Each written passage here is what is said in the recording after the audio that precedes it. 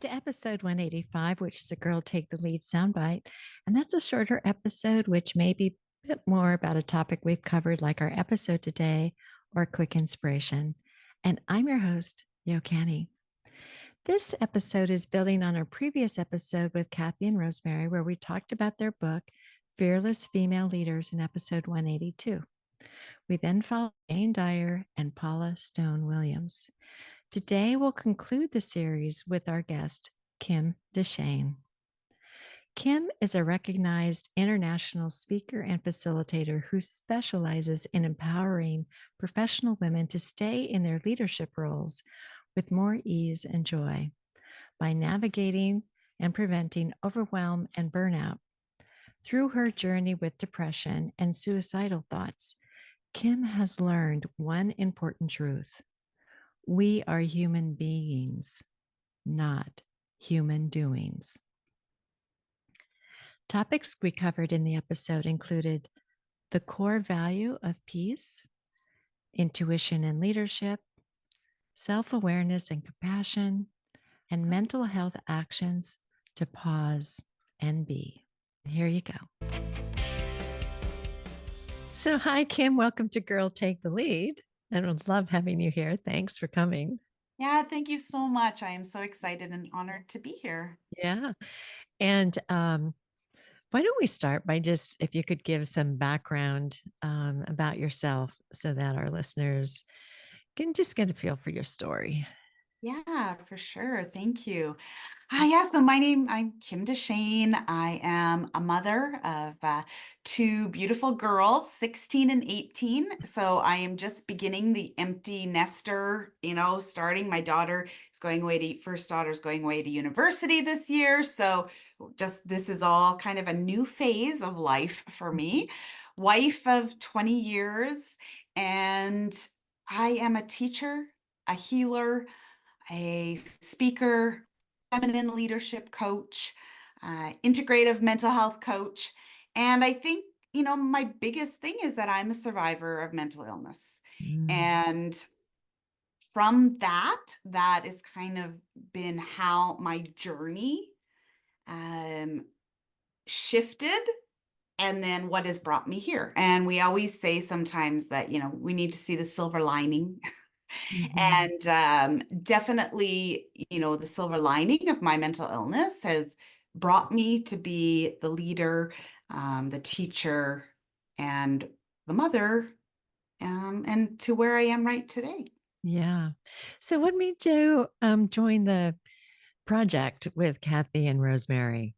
Yeah, that's an interesting question, actually, because, you know, and I think it was 2019 or maybe right at the beginning of the pandemic. And so was doing a lot of online, meeting people. And so Kathy and I kind of popped up in her, LinkedIn, and she just reached out and we had a coffee conversation online. And through our visiting, we found, of course, we had a lot of similarities in our story. And then all of a sudden she was like, well, I'm writing a book. And I think that, Kim, I would love to interview you. Like, you might fit. And, I had no idea that this would all turn out and that I would end up in this book. It was just like, sure, I love telling my story. So let's do it. And here we are now, 4 or 5 years later, and this beautiful book is out. And so really, it wasn't something that I chose. It just kind of happened and landed in my lap. Had you seen yourself as a fearless female leader before Kathy told you you Not, were? no, not quite to the extent that she always tells me, which I always feel so amazing after I talk to her. And I think being in this book with the amazing group of women Oh, who are yeah. also in it is just so humbling, so Yeah. humbling. Yeah. Well, you talk a little bit about like the role of leadership, and you talk about maybe core values associated with that. And you mentioned that your, I guess, highest core value is peace. Mhm. Oh, and I wonder if you could talk a little bit about that, because that's not usually the one where I would hear would Yeah. be the highest value. But talk, yeah, what did you see there? Yeah. Well, when you are struggling with depression and anxiety, you do not have peace in your mind. And so once I could find that, once I healed and was able to find peace, I can live a life where I can make impact as long as I can find peace within me. Mhm. And I think any leader, that if we can find peace within our mind and our heart, we are able to take action and make impact. And so, when I use that value as kind of my compass, right? My true north. So when making decisions, it's like, really sitting with, well, I've been asked to help with this project, and I sit with it. And if I feel light and at peace, it's probably an easy yes. If it's going to bring peace to my family or calm to my family, it'll probably be a yes. But if I can feel friction, if I can feel that, not that it might be a struggle. Struggle is sometimes it might be hard work. That's different, right? Mhm. But it's a lightness to it. And if I know I can do it and still have some peace and calm within my mind and my heart, then I will move forward. And so, yeah, I have peace. And I always say when I deal with values is that, I always, when I teach it, I often tell people that family, lots of people say, oh, well, family is my number one value. Well, to me, I don't even make it a value in that for majority of people, family is number one, Mhm. family, relationships. And so, but if I have peace, I am better and I am able to be there for my family. I am able to be there for my relationships. And so, and I'm there for myself. I am healthy when I feel at peace. And Mm. so that is kind of where it's at. If something brings me peace, then I am able to say yes to it. Well, I think you also talk a little bit that what's underneath that perhaps is trusting your intuition. Hmm. Yes, absolutely it is. Yeah. I think that as women in leadership, we have a special gift. And within that is, and Kathy um, and Rosemary talk about this in the book, is that, we have feminine and masculine energy. And so, you know, part of the feminine energy, which both male and females have, is this listening to our intuition. And so through my healing process, I have really learned that listening, learning how to pause and find that peace allows us to hear our intuition, to feel it. And a lot of times we don't pause long enough to do that. And so when I'm feeling peace, then I can really connect to my intuition, my gut instinct, whatever you want to call it. But often as leaders, we often feel like we need to go to our head, that it needs to be logical and it needs to make sense. Mm. But our body and our heart know what's best. And so as soon as I listen to my intuition and my gut, then it also brings me peace. So they're both connected, right? Yeah. Intertwined. Yeah. Well, I often find too that when I'm in that quiet with myself, that what pops up are like underlying beliefs that are driving, whatever emotions I'm going through at the time that could prevent me from listening to my intuition or being in peace. And then being able to question that belief. Like, is that true? Doing a little Byron Katie turnaround on it. But um, is that kind of like what you see too? Or do you see something different? No, I absolutely do. And I think that, in leadership, if we want to be better leaders, my, number one is that we need self-awareness. Hmm. And that is what that is, right? Is am I aware of my thoughts, my feelings, and my actions? And then am I able to control them? And so, that self-awareness then allows us to shift where we need to, and we always are shifting. We don't always have control of our thoughts, feelings, and actions. because Yeah. we're human, right? And so I feel like when you said that, that is just us looking and really being aware, and then taking that moment to be like, okay, is this truth, right? Is Right. this the Right. real story, or is this just my story that I am implementing into it? So I think that, yeah, I think self leadership, self awareness is number one, um, for any woman, and I think any man also, that if we want to be fearless feminine leaders, like, the Mhm. book that we're kind of talking about today, is that we need to be able to really start with us, and we have to become a leader of our own life. And I think that's where my leadership really started, was that, when I started to heal from my depression and my anxiety, that I had to be the one that did that. I had to take action to heal myself. And if we can lead our own life and those thoughts, those feelings, and actions, then we are able to lead others. But it has to start here. Yeah. Well, and I love what you say about that, because I think it brings up what you were saying too in the book about compassion. Mhm. And I'll just kind of read it for a moment here. Sure.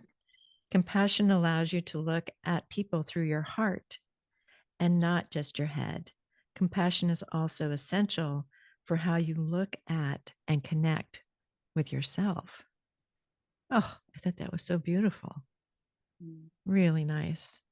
Yeah, because I think we're probably so hard on ourselves and critical of ourselves, um, that compassion is, just our way of giving us a big virtual hug. Saying Yes, it's, absolutely it is. it's going to Yeah, be okay. yes.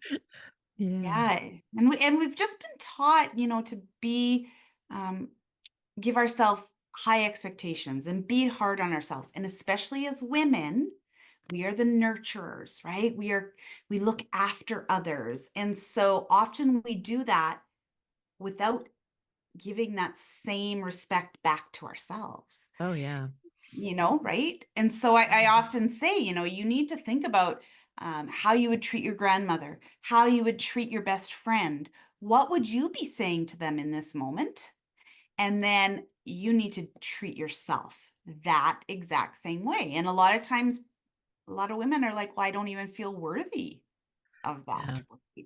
And so that's where we start, working on ourselves. But, and I also flip it, also now being a mother of two girls, is that I want to role model for them that it is a necessity to look after yourself.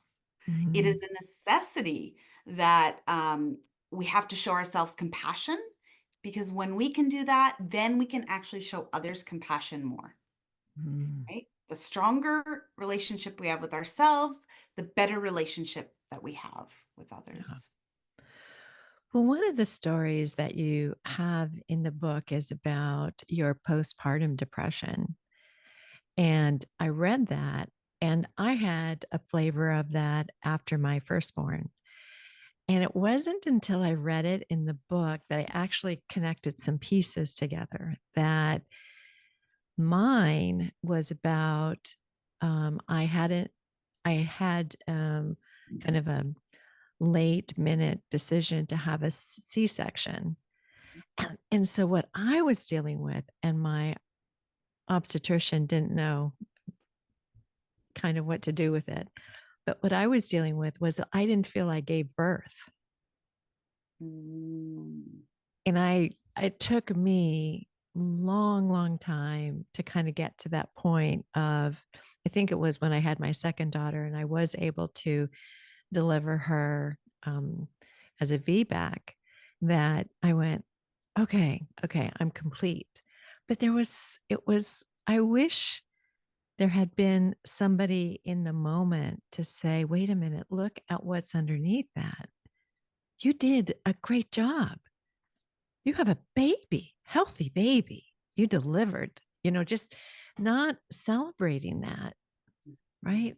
And I thought, I just want to thank you for putting that in the book, because I hadn't really put the picture together for myself Because, now I see, oh, yeah, I didn't feel like I was worthy at that point, but I was. Totally. Oh my 24 gosh. hours of labor and it was enough, you know. Yes. Yes. But at the time, it just didn't feel like I was worthy. Right. Well, thank you for sharing that because this is why we tell our stories, right? Yes, That we yes, can connect to other people and their stories and be like, oh, I am not alone in this. right. And as soon as we notice that we're not alone, right, that weight is lifted off of us. And it's like, oh, this is actually normal, Yeah, right? A lot of these things that we struggle with it is normal. And the more we just need to talk about it more and more so we realize that we are all the same. We are all in this together. yeah. And I really question whether anybody has 100% mental health. No, no one does. Sorry, but no, It's like, no, no. we all have our stuff to deal with. And Yeah. and definitely, and I think you point to it too. It takes work. It just doesn't happen. We got to work at it. Yeah, it's a practice. And we compare it to running a marathon. We don't just run out, right? And run it. We have to practice, practice, practice. And so, mental health is exactly the same, but people don't prioritize it. Yeah. And so that is one of my goals is to help people insert some of those practices within their days so they don't feel like it's an extra. It just Yeah. becomes part of your day. So are those some of the actions like in chapter 10 when she talks about, actions you can take? Would it be what would you recommend like writing and meditating and things like that?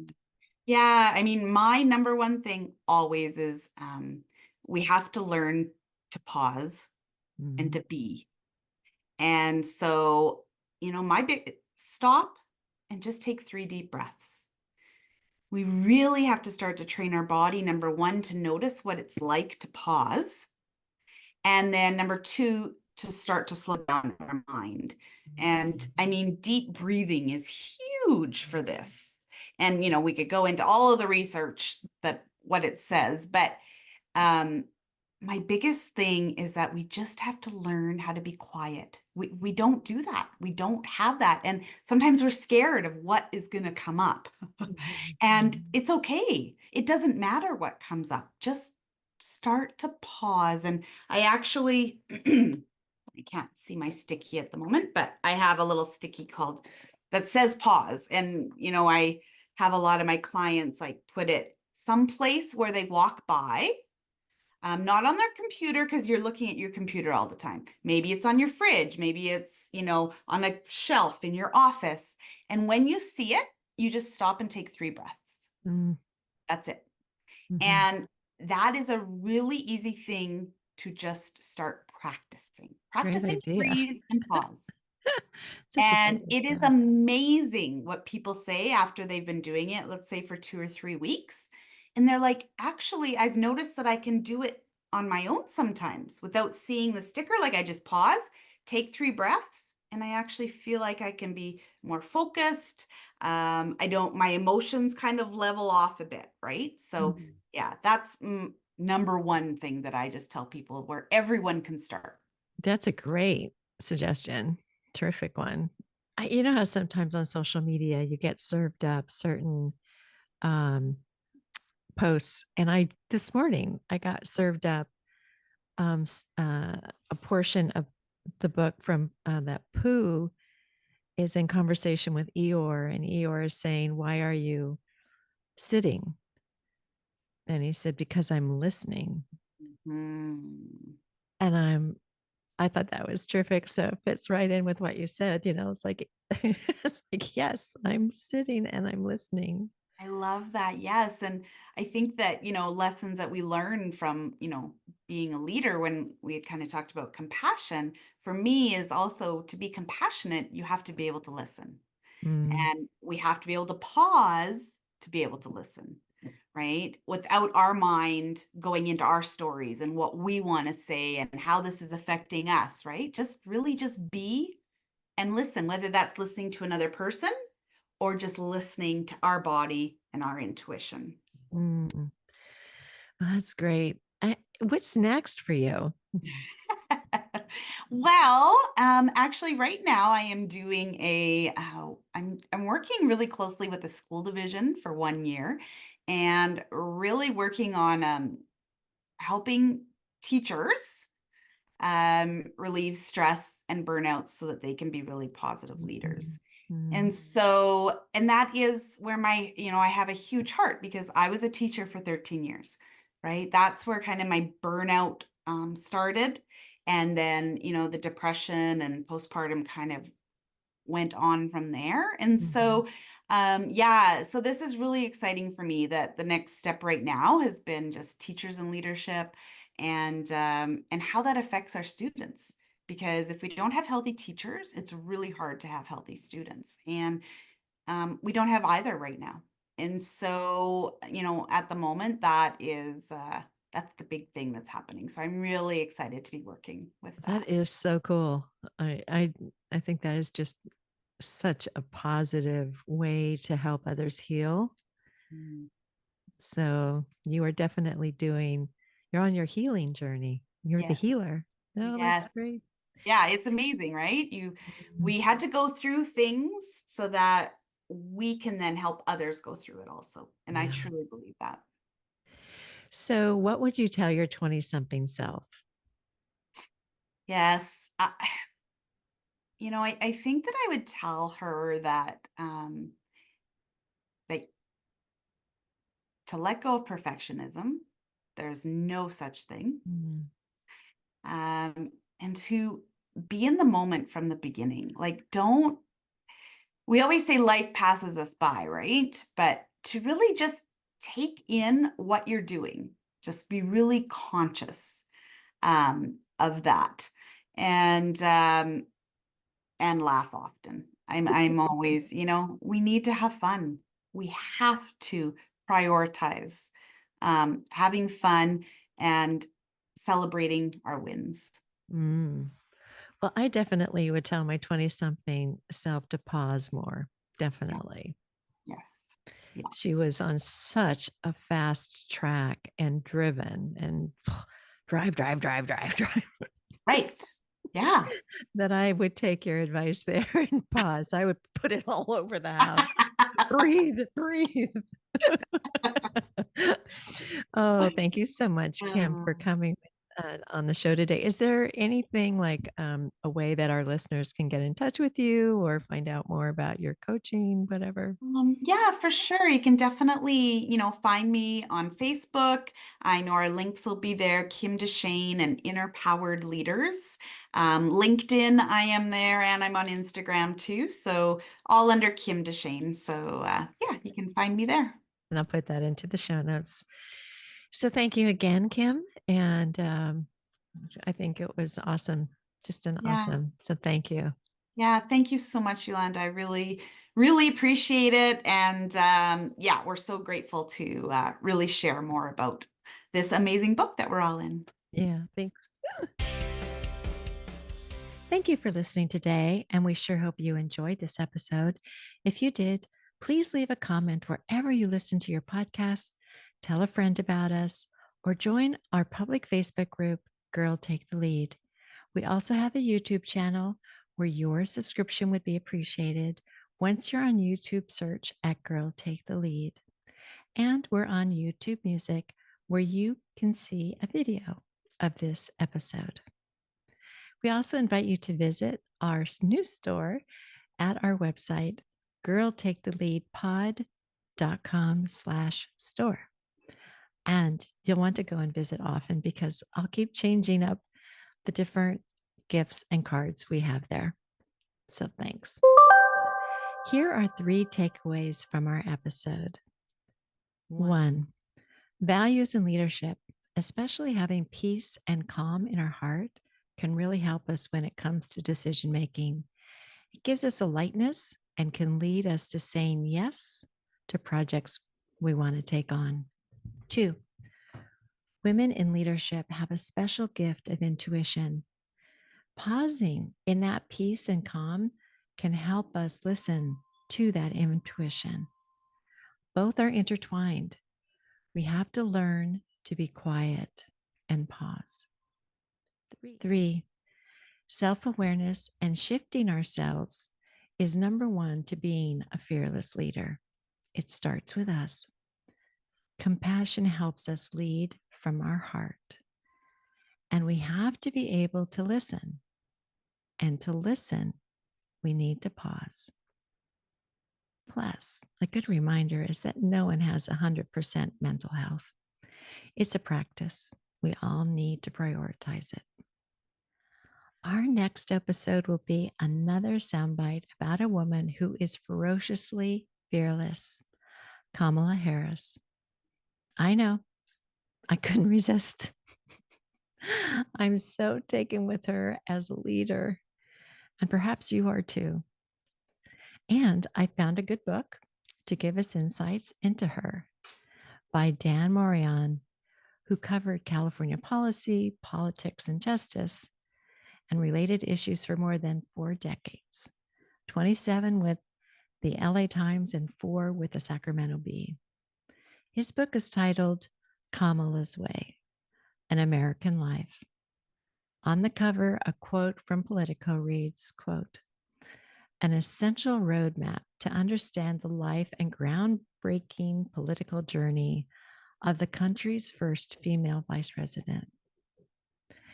And today would probably say potentially the first female president. Our theme this whole month has been about fearless leadership, and it strikes me that you'd have to be pretty fearless to want to be president of the United States right now. So, let's explore that together. Please join me again and talk to you soon. Bye.